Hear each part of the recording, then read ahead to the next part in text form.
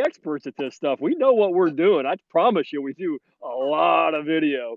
Hey guys, Bob Mortgage. I'm with Tamara Gaede with Lawyers Title, and we are here finally to talk to you guys about a lot of things going on in this mortgage marketplace, the real estate marketplace, just what's happening out there today that we're all really kind of seeing and feeling. And I know Tamara, I appreciate you wanting to put this together, and I know you have a lot of questions and just things that you're hearing. And thank you so much for asking me to kind of be the one to kind of help address some of these things. So I'll turn it over to you and let you take the show. Yeah, absolutely. Thank you so much for partnering with me on this. I Oh my really gosh, appreciate yes. our relationship and everything that, you and Jen do to support us too. So very appreciative and happy to have this conversation because, Yep. I have the same questions everybody else has, right? How is this going to affect us? What currently and long term? So let's start with, what do you see currently going on in the market? Which part of the market? I mean, we got a lot of things that we're looking at right now. We're talking about like what's happening with loan programs. We're talking about interest rates. We're talking about just unemployment. Yes, and everything. Yes, and everything. Well, of course, everybody that's going to be on my Facebook page is going to be a realtor or another Okay. lender, right? So, or someone in the Yeah. industry, title reps, things like that. So, everybody's going to want to know, where are we at right now? I get reports every day of the amount of listings that are going live, everything is going in escrow, and everything that's closing in my market area. And I have noticed last week and a half that it's gone from very robust in March to at the beginning of Yeah. April. So let's talk about that. Yeah, I mean, I do feel like there has been a pullback definitely within the purchase side of the marketplace, right? The purchase sale side of the marketplace. I mean, obviously from a mortgage lending standpoint, title's probably feeling a little bit of this. We're having some positives with regard to refinances, just with obviously going into what we went into in this coronavirus pandemic and the pullback really caused some concerns, and the Fed started buying mortgage-backed securities, and when that started happening, obviously interest rates began to drop, and they dropped significantly. Where we were pulling in 30-year fixed rates at one time in the high twos, we're rolling in the low threes right now for most anybody that's looking to do a purchase on a 30-year fixed to even refinances on 30-year fixed rate mortgages. Yeah, that was Definitely getting into the questions twos is on what do you 15. see as the current interest rates right now? Yeah. Yeah, I mean, for someone that's looking to do that, I mean, yeah, we're doing them, 3.125. It's pretty real as it relates to the interest rate itself. APR is going to be obviously higher than that. Just depends on how many points they want to pay, if any, and then kind of how we structure the fee situation. But a lot of refinances, a lot of cash out refinances, people looking to pull money out of their home to either get ready for a little bit longer stay in their house. They need to have a little bit of cash, so they're tapping into that equity a little bit, or they're just using it to pay down some higher interest rate credit card debt that has some, carrying some higher payments, so that they can put that into their 30-year fixed mortgage and then spread that payment out over a longer period of time. Really, just reducing their payments but increasing their cash on cash flow. So it's been a good opportunity for a lot of people to refi. So refis are up and purchases are kind of sitting at a stagnant level, right? Yeah, they are. I mean, we're still seeing activity. I mean, I still see purchase contracts come over. Not as we used to. Like almost every day, we'd be seeing multiple purchase contracts coming into our team. But right now, I mean, we're seeing them sporadically. I just had an agent right before we got on the Facebook Live, like, "Hey, Bob, I need an updated pre-approval letter. We're about to put an offer on the house." So, I mean, I know the market's there. I know there are people out there buying homes right now because they're getting pretty good values on some of these properties. I have investors that are, putting in 3, 4, 5, you know, um, contracts on homes because they're just finding opportunity where they're picking up an extra discount on properties that need to be sold now. And so they're looking at an opportunity, and then they're positioned properly because we already have them approved for the mortgage, so we can close them pretty quickly and close up to those 10 properties for them. Everything, a lot of it, what I've been hearing is that investors are pulling back. So it's hard. It was hard to find deals. I mean, I know I'm always looking for another investment property, and to try to find those deals right before all of this happened was extremely difficult. The guidance that I'm getting right now is to hang on, because unfortunately, some of the investors are going to be able to profit off of, what's going to happen next with all the unemployment and people not being able to pay their mortgages. So it's interesting that you've got investors that are able to find the deals right now, because there are still people that have to sell their house. They have to, for whatever reason.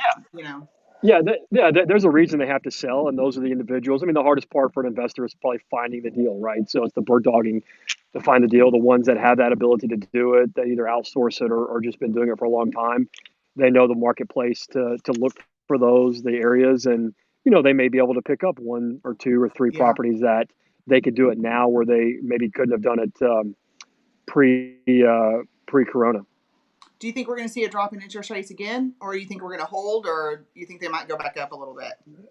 I think they're going to go back up a little bit, but at the same time, I feel the Fed has put us in a place based on their buying pattern with the MBSs that they're going to keep them pretty low for a while until we have some confidence back in the market with regards to unemployment, with regards to job security, just getting people out there outside of their homes and socializing and spending money.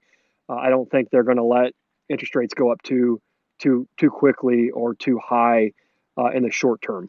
They have the Fed has pulled back a little bit on the mortgage-backed security buying, uh, and we haven't really seen a truly a negative impact in the interest rates that we would typically have see if they pull back. So I think we're going to stay in that 3% to 3.5% range for a while.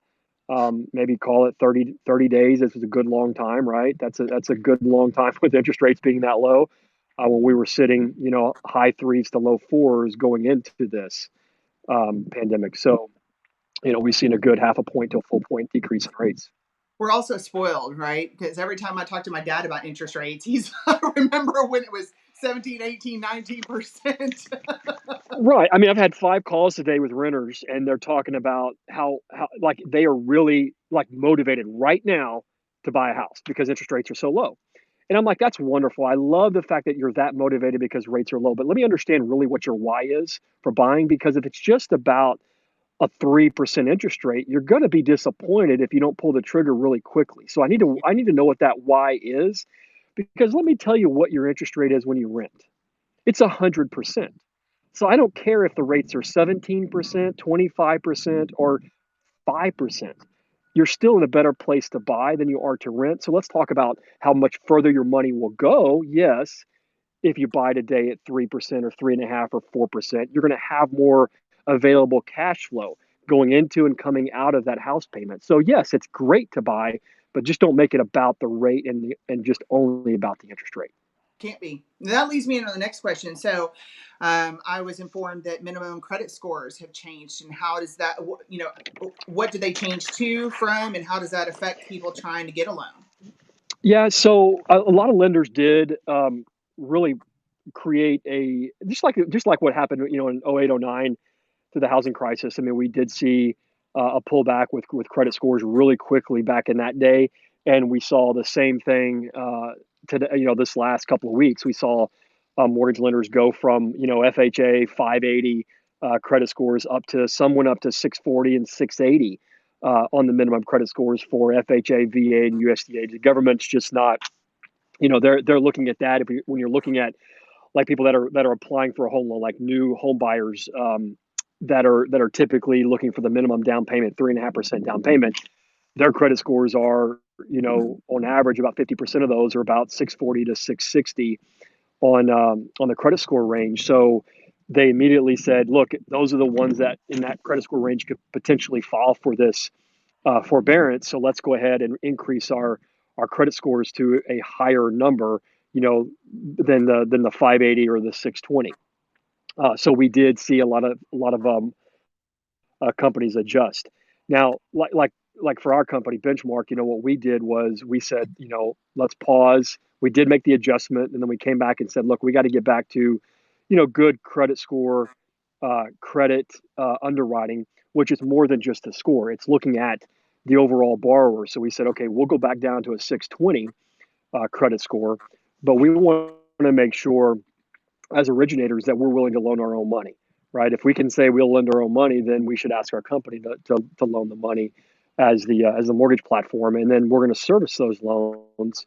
So we have to make sure that if we're making a loan at 620, that the client has has some reserves, has a good debt to income ratio, that we're looking at it kind of like somebody would look at a matrix that says, okay, is the reason that they're at a 620 or 625, is it tied to an isolated incident within their credit pattern, right? Is it something that happened over a 2-3 month period and everything in the last 2 to 3 years has been clean?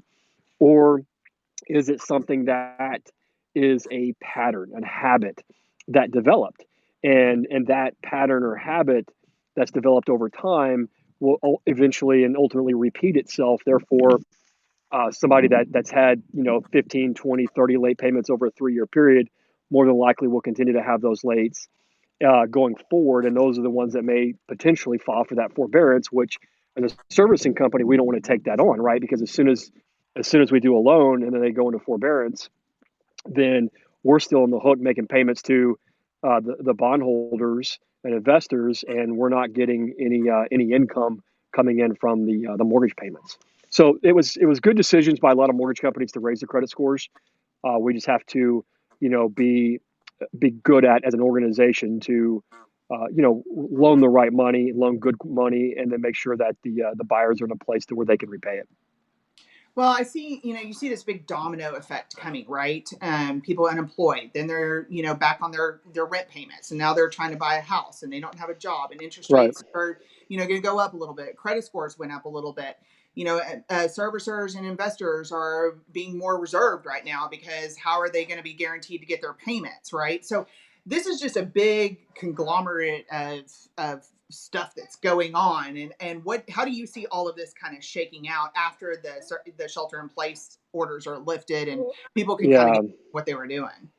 Well, I mean, we have 160 million people in the labor force, right? And before coronavirus, we're sitting at about 3.5% unemployment, which was roughly 5.6 million people unemployed. Over the last 3 weeks, we had about 17 million people file for their initial jobless claims, right? So Incredible. that's putting us right. I mean, that's a 23 million people that are unemployed right now, based on those statistics. Well, if you look at what 20% unemployment would be, that'd be about 32 million people unemployed at 20%. Now, the highest unemployment we've had was 24.9% during the Great Depression. Mm-hmm. So, I mean, yeah, we have. I mean, is 20% realistic? Sure. I mean, given the fact that we're already at 23 million unemployed, and we're only talking about the first 3 weeks of this, if this continues, we could see definitely a 20% unemployment rate. So, the challenges that we see coming out of this is, lending will look at that and say, okay, we need to make sure that the people that are reentering this workforce are now more stable and are on their job for, call it, 6 months. Not just 30 days and let's go buy Yeah. a house. We need to make sure that they're on their job for 6 months, so that we have some stability around their job, around their income, so that we're willing to make loans.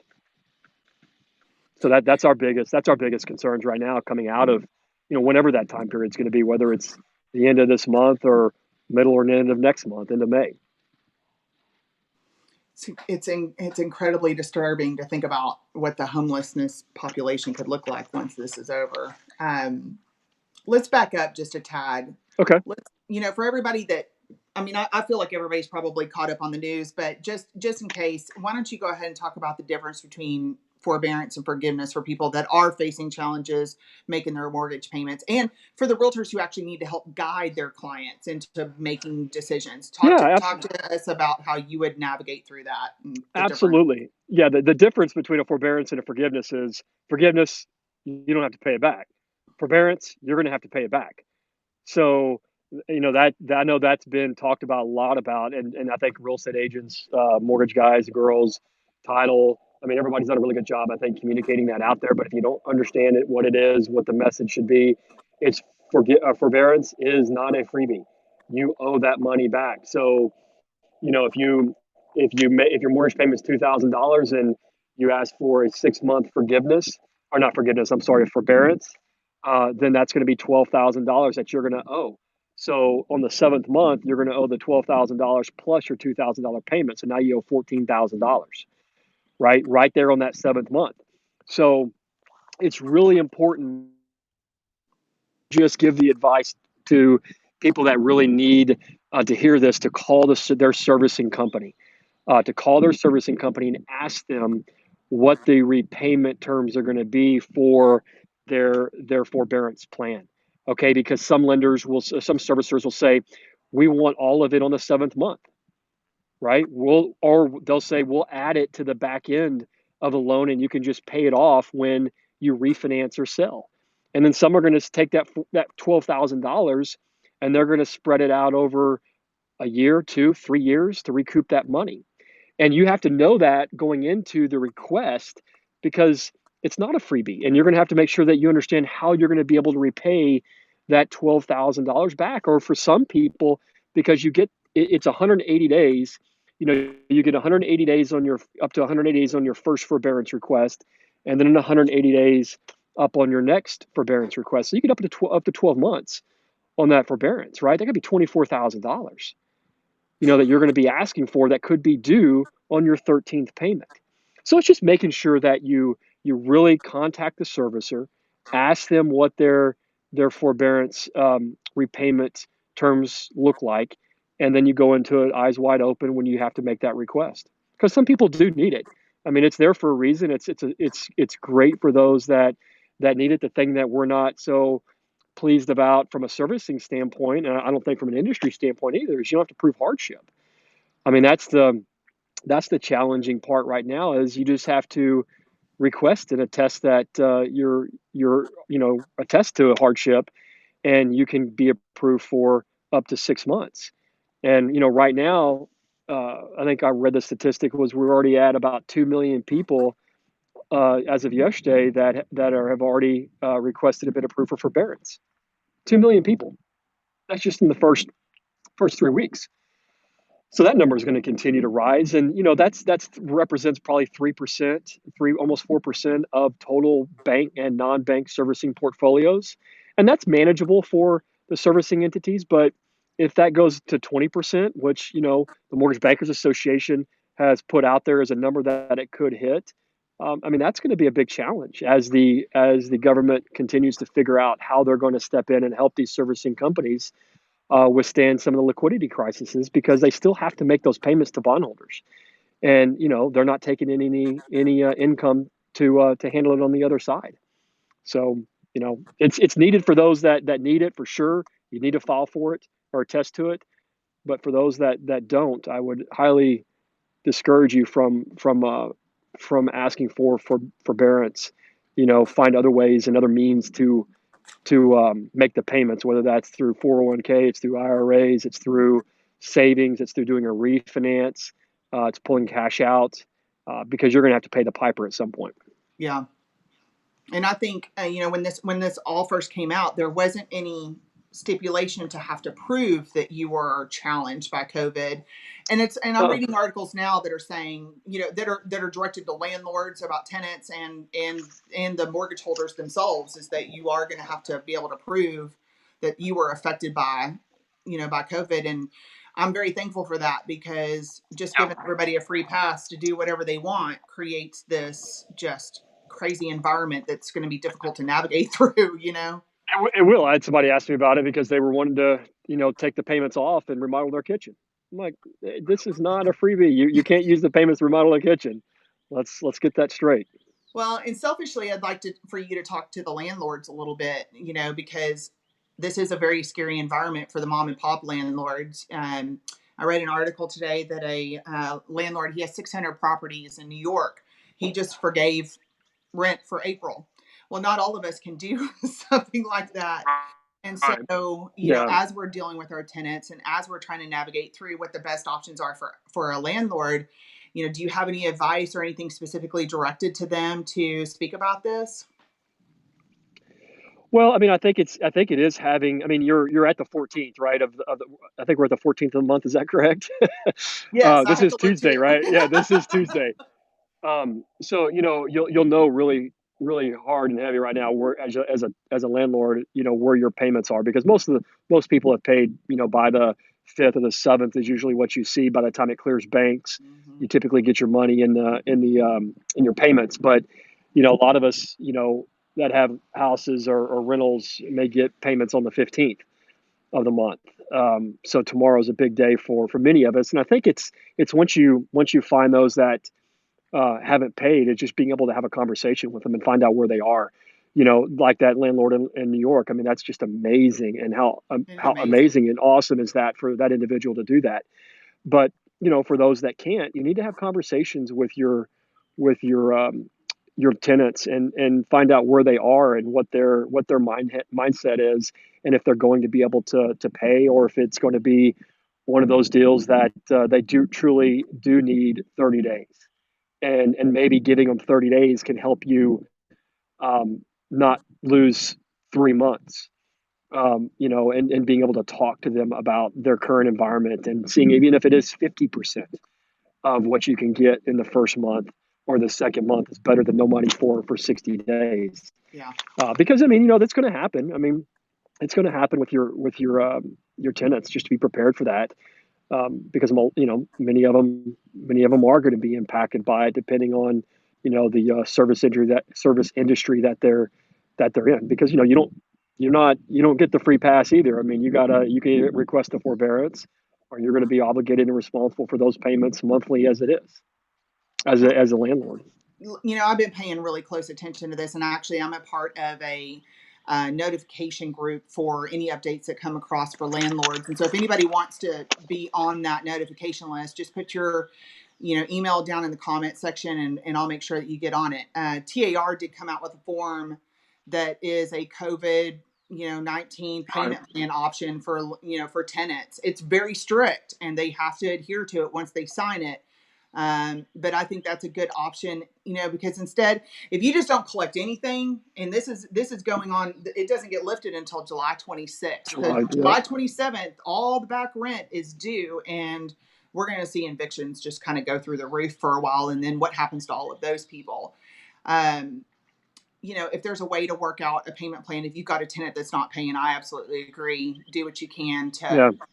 to at least collect something. And then, kind of going back to what you were telling homeowners, applies the same for landlords. If you can pay the rent, you pay it. And before you can take out a loan, you still have to prove that you have, what, 6 months of reserves, Yep. before Oh you yeah. can get an investment property loan. And so Yep. there should be reserves, hopefully, for the landlords to be able to go ahead and keep making their mortgage payments. But super scary for everybody, landlords included. So uh, I think we've kind of talked about a lot of the things that I already had questions about.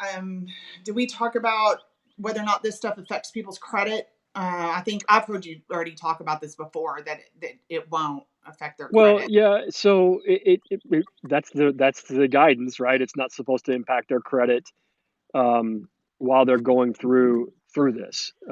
So we'll see how servicing companies are reporting it. It is definitely not supposed to impact their credit. So they have to be current, obviously, going into their forbearance request. So they have to be current all the way through March to be able to request a forbearance.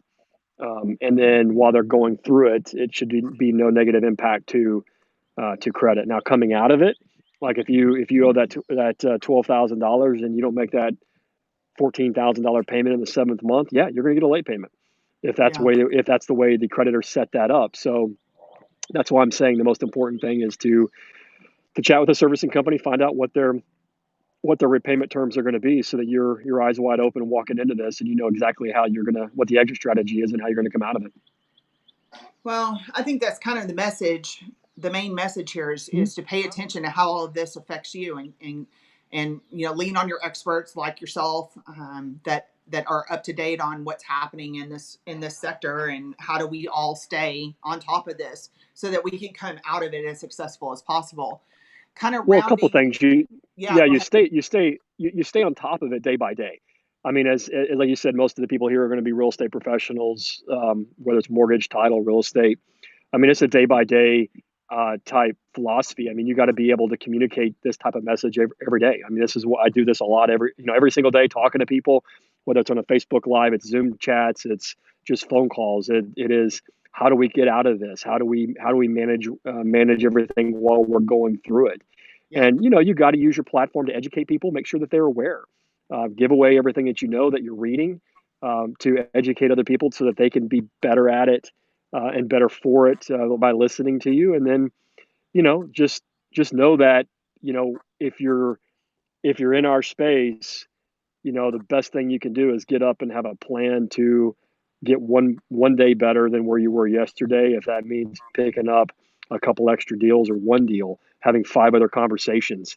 I mean, it's going to be those types of things that you got to focus on, the minor things, the little things are what's going to add up while we go through this. Because if not, you're going to look up, find out that you wish you had done something that you didn't do, or you're going to look up and realize that there was truly opportunity out there. Business was there to be done. You just chose not to look for it.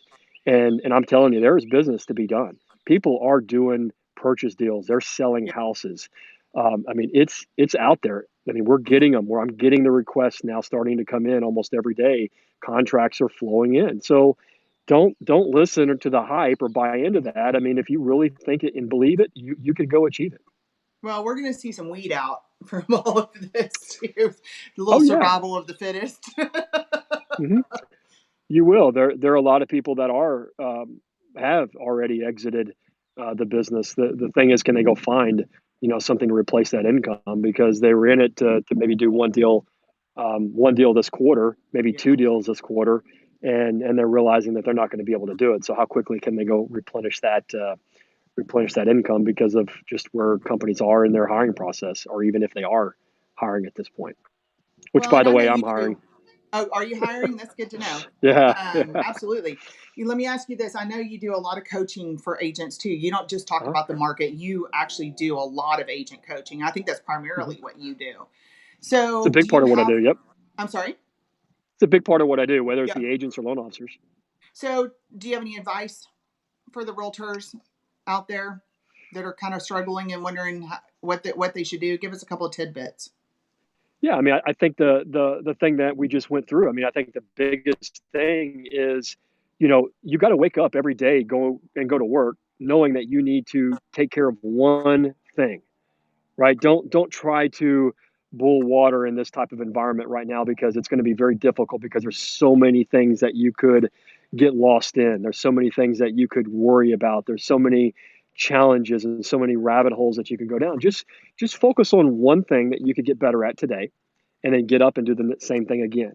And if you look at it, you can find that you're actually in a better place with regard to your database mining, your pipeline building for the next quarter, because a lot of people that we talk to today are not the ones that are buying, right now. They're not in a Yeah. contracts for April and sometimes May. Those happen January, February, and March.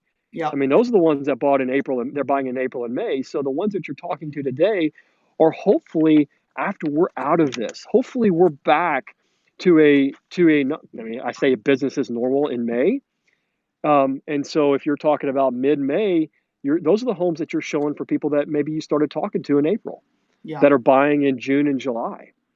So, don't worry about this stuff. Don't let it bring you down. Don't let it occupy too much of your mindset. Know that we're going to get through it, and you need to actually work every day, just at one thing at a time, to get a little bit better, and you'll come out on the other side even probably better than where you were. It's exactly what I'm doing. I mean, I'm Yeah. getting up. I know exactly what I got to do. I got to make so many phone calls. I got to talk to so many people. I got to turn so many deals into either refinances or purchases. I got to have so many Zoom calls. I have to have so many Facebook Lives. I just put it into a task list and know that that's what I got to get accomplished every day. And that activity generates results. Without activity, you have no results. Agreed. So that's about as simple as I can make it. I mean, and people ask me like, "Wow, really?" I'm like, "Dude, I don't know. Why do you need anything more than that? I mean, just focus on, a couple of activities every single day, and those activities will yield you results." I agree. I think staying top of mind right now, the best way you can is pick up the phone, call somebody, stay Right. connected, stay in front of people. I talked to several realtors today that are clients and friends of mine, and so happy to hear from someone. You know? Well, yeah, I mean, yeah, you talk to like loan officers if you're listening to this. I mean, immediately, easily, just go call your database. Ask Yeah, one of your past clients how they're doing. Are they okay going through this period of time? Is there anything that they're concerned about? And then ask them, hey, because if they're not in a position to refinance because you already know what their interest rate is and all that kind of stuff, that's perfectly fine. But ask them if they know of somebody else that may be going through some yeah, challenges that may be needing to refinance right now. I mean, it's a way to help somebody. It truly is a way to help somebody lower their payments. And $200, $300. I mean, that could be a good reduction in a payment for somebody. But you got to pick up the phone and have a call with your client and yeah. just first and foremost, ask them how they're doing and make sure they are doing okay. And then go in for that opportunity to ask somebody, for a lifeline to somebody else that may need some help that could generate some business. We all got to stay connected and pick each other up and keep going down the road, right? I get it. I get it. Well, I know you have another appointment after this, so I don't Yep. want to keep you. And I think that we've done a great job covering all the questions that I had for today. So I'm very appreciative to you, Bob. Thank you so much for taking the time to do this with me today. Oh my gosh, no, I appreciate everything you do. I mean, all my refinances are just like butter. It's smooth, it's easy, it's clean. I love it. Thank you My so girls are much for good. your girls are great. I really appreciate everything that you do for us in that world and that space. And I know you guys have the e-closings down. I mean, everything is just it's easy. My clients love it. So thank you very much for all that. Absolutely. We want to make sure everybody stays safe. At first we were doing everything that we could do to stay in front of people as far as closings are concerned, but it's just not socially responsible anymore. So, Yeah. yes, we do a lot of remote closings, and we do some curbside closings if Yep. we've got our cash out refis that still have to close in the title office, but we're doing our best to keep everybody as safe as possible and be socially responsible. So that's a really big deal to us. Yep. Y'all do an amazing job. So I appreciate you having me on. Thank you very much. Thanks, Bob. You guys take care. And by the way, I'm a little envious of your view right now. It looks beautiful. It's nice. I do these so I can get outside. Otherwise, I'm in my home office, which Yeah. it's Well, it's inside. enjoy I them like I while like you being can. outside. Yep. I Well, you appreciate it. guys stay safe and take care of your family, and I'll talk with you soon. Take care. Bye bye. Bye.